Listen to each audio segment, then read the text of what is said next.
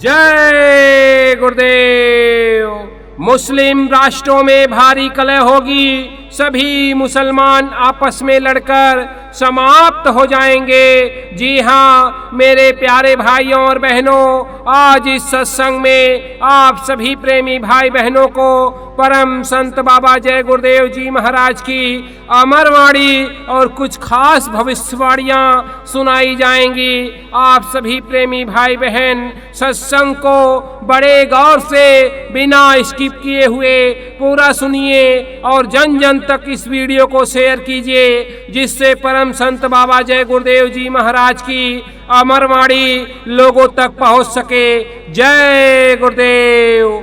आने वाली तकलीफों के निवारण के लिए इंसान का शाकाहारी होना जरूरी है। हिंदू पूजा में लग जाए, मुसलमान इबादत करने लगे, ईसाई गॉड की प्रार्थना करने में लग जाए तो आने वाला संकट कम हो सकता है। इस समय किसी की बुद्धि काम नहीं कर रही है, चाहे कोई कितने ऊंचे स्थान पे हो, आगे तकलीफ आ रही है उसके लिए भजन करो। तकलीफ आए तुम्हारे बगल से निकल जाए और तुम भजन के रास्ते निकल जाओ। नामदान के समय शिष्य के कर्मों का लेखा जोखा काल के खाते से निकलकर सतगुरु के पास पहुंच जाता है और उसका काल से संबंध टूट जाता है। अब शिष्य के संचित कर्म उसे खींचकर रचना में नहीं ला सकते।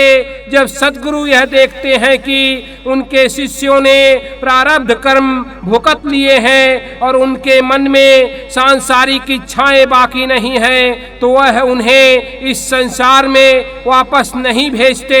सतगुरु उन्हें किसी ऐसे आंतरिक मंडल में भेज देते हैं, इससे उनके संचित कर्मों का प्रभाव खत्म हो जाता है और वह निज घर की ओर अपनी यात्रा में बढ़ते जाते हैं। मुस्लिम राष्ट्रों में भारी कलह होगी, सभी मुसलमान आपस में लड़कर समाप्त हो जाएंगे। अधिकांश छोटे छोटे देश टूटकर बड़े राष्ट्रों में मिल जाएंगे। भारतवर्ष इन सब का अगुवा होगा। चीन की समस्त वैज्ञानिक प्रगति को तोड़ करके चीन को नष्ट कर दिया जाएगा। चीन में बचे कुचे लोगों की सहायता भारत करेगा। इसी बीच तिब्बत भारत में मिल जाएगा। गिरने से पहले इंसान में आह होता है और गिरकर उठ जाने के बाद उसमें नम्रता होती है। तुम्हारी छोटी मोटी बातों का जवाब तो मेरे ये प्रेमी देते रहेंगे। और प्रेमियों, तुम्हें अब बैठने की, चुप रहने की जरूरत नहीं है। तुम लिख करके मुंह से जैसे भी जरूरत पड़े तुम सबकी बातों का खूब जवाब दो। जिस दिन देश का कर्णधार मेरे लिए कुछ कहेगा उस दिन मैं जवाब दूंगा। जो गुरु के साथ लग जाते हैं उनका काम अवश्य पूरा होगा, लेकिन साथ रहने का मतलब शरीर के साथ घूमना नहीं है। साथ का मतलब कि गुरु के वचनों को दिल में उतार ले और अंतर में नाम की कमाई करे। गुरु उसके अंग संग रहता है। लक्ष्मण को राम साथ में लेकर वन गए थे, इसके माने यह तो नहीं कि भरत उनको कम प्यारे थे। आगे देश में ऐसी स्थिति आ जाएगी कि एमपीओ को इस्तीफा देकर चुनाव लड़ना पड़ेगा। मोह ममता सब भूल भुलैया है। धन मकान बुद्धि विद्या पढ़ाई गृहस्थी किसी के पास आराम नहीं है, क्योंकि यहाँ आनंद है ही नहीं। अब ऐसी बात नहीं है कि हमने इतने दिनों तक इधर उधर घूमा कुछ नहीं मिला तो आगे क्या मिलेगा। यहाँ कोई भी चीजें बनाओ सब बिगड़ेगी। यह तन और जिसने इन चीजों को बनाया है वह भी यहाँ रहेगा नहीं। हम इंद्रियों के दरवाजे पर बैठकर भोग विलास की जो इच्छा रखते हैं, यह यमराज ने दाना डाला है। थोड़े ही दिनों के बाद कहते हैं कि हमारी इच्छा पूरी हो जाएगी, तो भी तुम्हारी इच्छा पूरी नहीं होगी, आनंद नहीं मिलेगा।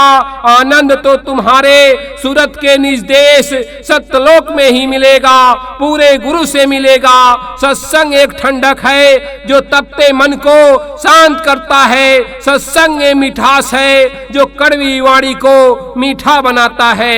सत्संग एक संतोष सब्र है जो लोभ लालच को बढ़ने नहीं देता। सत्संग एक ऐसा सत्य है जो झूठे इंसान को भी सत्य के मार्ग पर ले जाता है। सारे दुख निराशा अशांति की एक अचूक दवा है सत्संग। गुरु बनना कोई हंसी खेल नहीं है, यह बहुत बड़ी जिम्मेदारी है। गुरु बन गए, सबकी सेवा ली, जीवों का कल्याण नहीं किया तो ऐसा गुरु घोर नरक में जाता है। अनुभवी गुरु की जरूरत है जो तुम्हारी रूह की आत्मा की जिम्मेदारी लेगा, नरकों और 84 से बचा लेगा।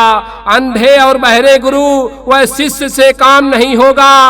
अंधे मुर्शिद और बहरे मुरीद को दो जग में बेहद पिटाई होगी।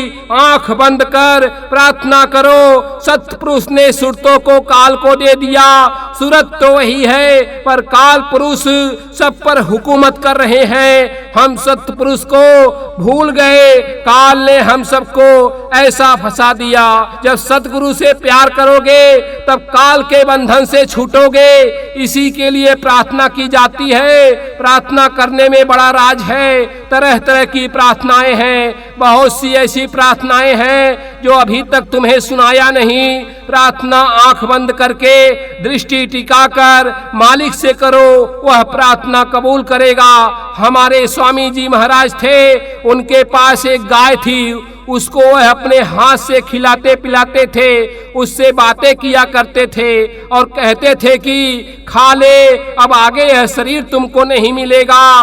गांव वाले कहा करते थे कि पंडित जी गाय से बात करते हैं। वो गाय को घास देते और कहते कि जलेबी खा ले जलेबी। वह गाय भी अपने आप में अकेली थी। कोई आ जाता, स्वामी जी कह देते तो वह दूध दे देती, लेकिन अगर दूसरा कोई चला जाए तो वह पास आने नहीं देती, सिर हिलाती रहती थी। जब स्वामी जी महाराज ने शरीर छोड़ा तो वह भी घाट तक गई, रोती रही। सबने नदी में स्नान किया, उसने भी नदी में नहाया।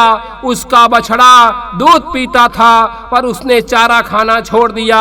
ऐसा आदमी नहीं कर सकता कि खाना पीना छोड़ दे। स्वामी जी कहते थे उससे कि अब तुझे नहीं आना। मतलब यह कि महात्माओं के पास तो सब कुछ होता है, वो चाहे जिस पर दया कर दे वो कुछ भी कर सकते हैं। उनके लिए क्या है, खुश होने की बात है। जानवर भी उनके प्रेम में, उनकी याद में खाना पीना छोड़ देता है। फिर हम तो मनुष्य हैं। स्वामी जी महाराज घंटों कुल्ला करते रहते, नदी में पोखर में रास्ते में चलते तो उनको बड़ी परख थी। कहा करते थे कि इन जीवों का स्पर्श हो जाता है, महात्माओं से यह मनुष्य शरीर के भागीदार हो जाते हैं। महात्माओं ने इतनी दया की है तभी तो आबादी बढ़ी।